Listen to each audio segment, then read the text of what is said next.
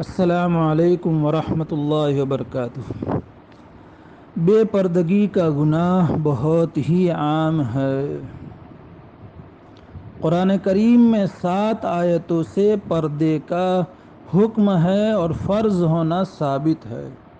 نماز کی فرضیت جیسے قرآن سے ثابت ہے، زکوٰۃ کی فرضیت ثابت ہے، روزہ اور حج کی فرضیت ثابت ہے، ویسے پردے کی فرضیت بھی قرآن کریم کی 7 آیتوں سے ثابت ہے۔ اور آج ہم نے اس کو بہت ہی معمولی کے سمجھ لیا ہے اور مشکل سمجھ لیا ہے، کرنے والے کرتے ہیں۔ آپس میں جوائنٹ فیملی میں دیور سے، جیٹھ سے، ان کے لڑکوں سے پردہ نہیں ہوتا، حالانکہ نبی اکرم صلی اللہ علیہ وسلم نے مرد عورت کے حق میں مرد کے جو رشتہ دار ہیں ان کو بچنے کے بعد میں موت سے تشبیہ دی۔ جیسے آدمی موت سے ڈرتا ہے اور موت سے بچنے کی ساری تدابیر اختیار کرتا ہے اور گھبراتا ہے، ویسے دیور، جیٹھ، ان کے لڑکوں سے بھی بچنے کا اہتمام ہونا چاہیے۔ الحم والموت، آپ علیہ الصلاۃ والسلام نے فرمایا ہے۔ عورت بے پردہ گھر سے باہر نکلتی ہے، شیطان گھور کر کے دیکھتا ہے اور گناہوں کی طرف مائل کراتا ہے۔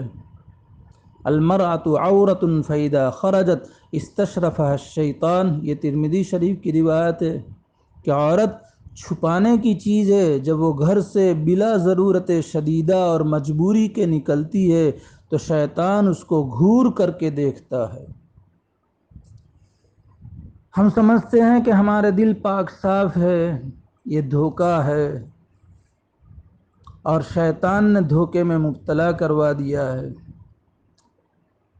ازواج مطہرات جن کی پاکیزگی کا، طہارت کا، ظاہری اور باطنی اور دلوں کی صفائی ستھرائی کا پروانہ قرآن نے دیا ہے، ان ازواج مطہرات کو صحابہ کرام سے پردہ کرنے کا حکم ہے، حتیٰ کہ نابینا صحابی جو دیکھتے نہیں ہیں ان سے بھی پردہ کرنے کی تاکید آپ صلی اللہ علیہ وسلم نے ازواج مطہرات کو دی ہے۔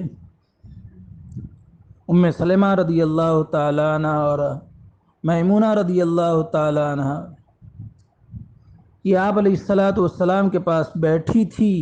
عبداللہ ابن ام مکتوم رضی اللہ تعالیٰ عنہ جو نابینا تھے وہ آئے، آپ صلی اللہ علیہ وسلم نے ان دونوں پاک بیویوں کو پردہ کرنے کا حکم دیا۔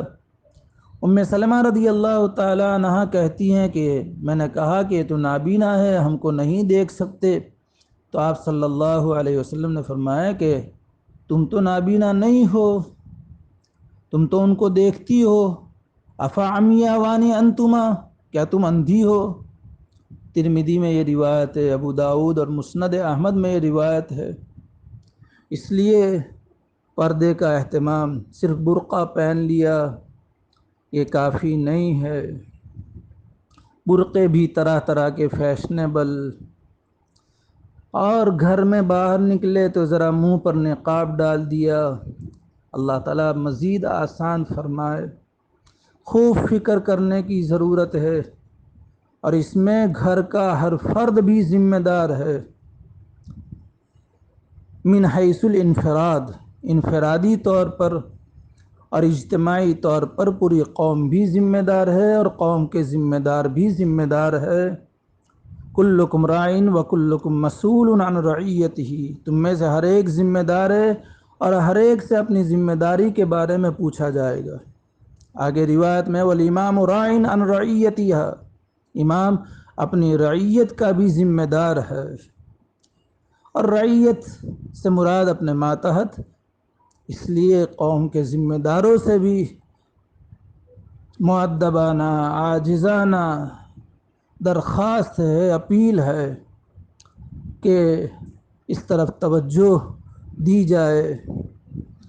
اصلاح معاشرہ کے متعلق کئی مرتبہ جمع ہونا ہوا، خالی جمع ہو کر کے پھر ہٹ گئے۔ اس لیے میں نے یہ انداز اختیار کیا کہ برادری کا فرد جس عنوان سے یہ قائم ہے، تو انفرادی طور پر بھی ویسے تو میں بہت کہتا ہی رہتا ہوں اور ذمہ داری سمجھ کر کے کہتا ہوں، کل قیامت کے دن اللہ تعالیٰ کے یہاں پوچھ نہ ہو، قوم کے متعلق حساب دینے کی کوئی طاقت نہیں ہے۔